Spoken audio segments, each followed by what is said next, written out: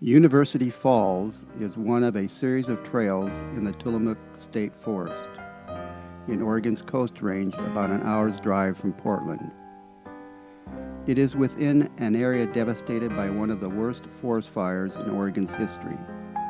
4 fires, in fact, in 1933, 1939, 1945, and 1951. In total, 355,000 acres, some acres burned more than once, and 13.5 billion board feet of timber were lost. In 1948, the state of Oregon budgeted $12 million to clear the forest and plant 70 million trees, and the Tillamook State Forest was born.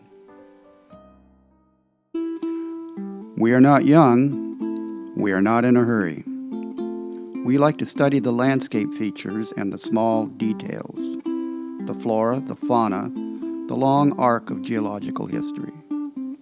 We believe, like Aristotle, that in all things of nature there is something of the marvelous.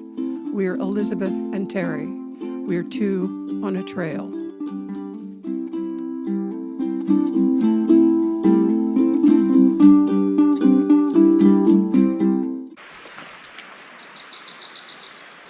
Well, it's late April 2023, and we are in the Tillamook State Forest at the University Falls Trailhead. We had a little trouble getting here.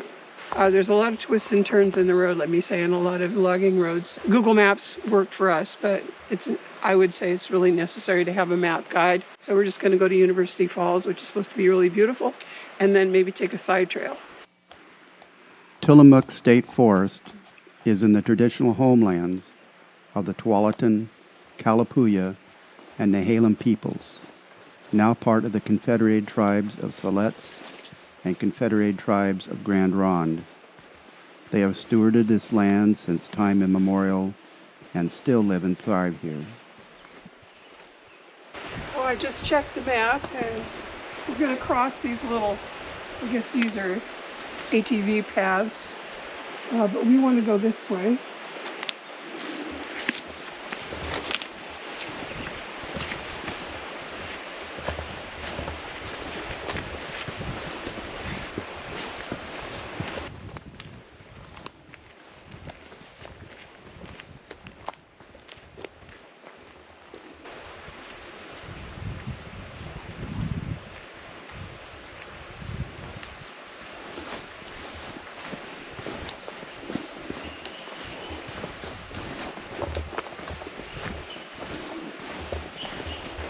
Did you see the little woodpecker back there? No, I didn't. He was on a dead tree and he was just pecking away. I was just going to stop and comment on the logging operation that took place right above us. So this is by no means a pristine forest. If it hadn't burned, they were going to try to turn it into a wilderness area, but that didn't happen.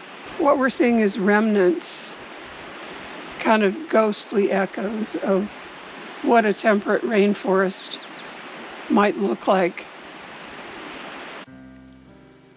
The 1933 fire was the most destructive and horrifying. Stuart Holbrook, an American logger, writer, and popular historian, remembered it this way.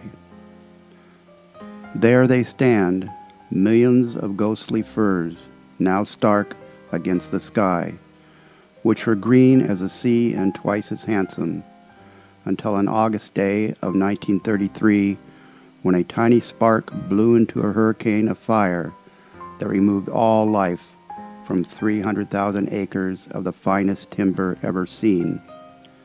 It was timber, too, that had been 400 years in the making. It was wiped out in a few seething hours, which Oregon will have reason to remember well past the year 2000. To this day, the forest stands powerless against the threat of wildfires.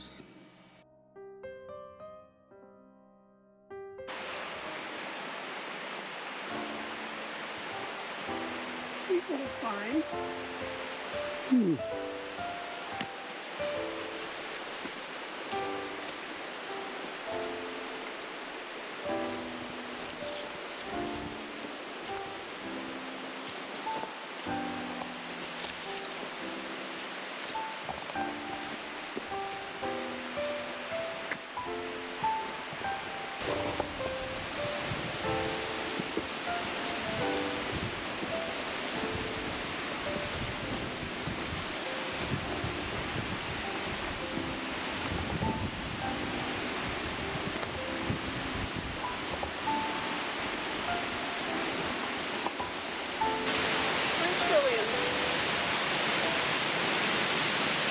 Love the trilliums. Oh, those are beautiful ones.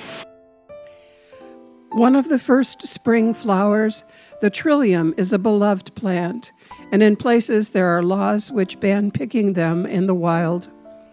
The flower opens white and turns pale purple as it is fading. It has two reproductive strategies. It can form new plants from underground rhizomes. When it's pollinated by insects, it produces a single seed which has a protein covering that ants love to eat.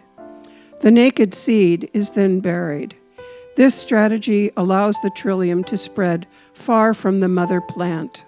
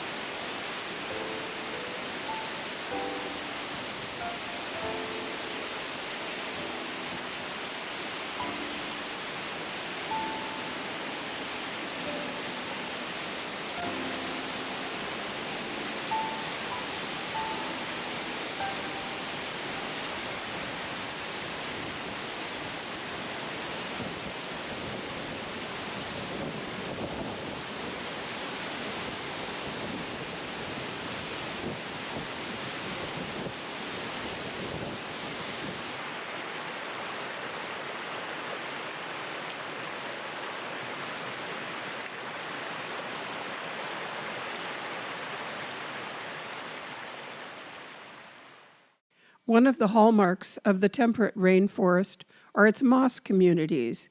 Here, on this standing alder snag, is a rich collection of lichens and mosses, the small-scale life of the forest.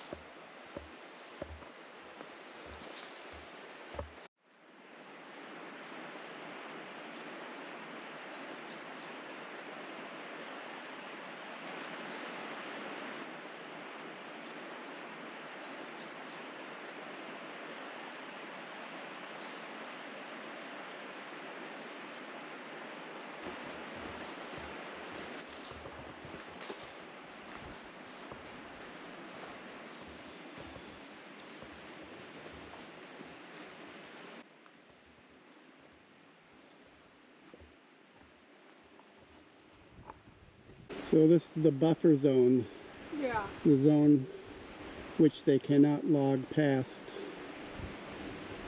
about 200 or 300 yards from the river.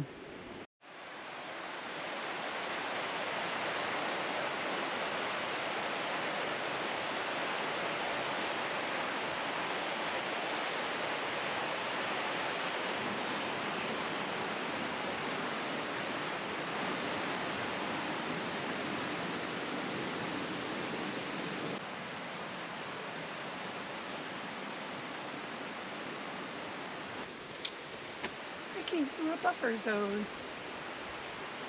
This forest is kind of a buffer zone for everyday life, isn't it? You don't have to think about where you're going. You can just follow the trail. Oh, you thought I was thinking? No, never. Another little milk pond.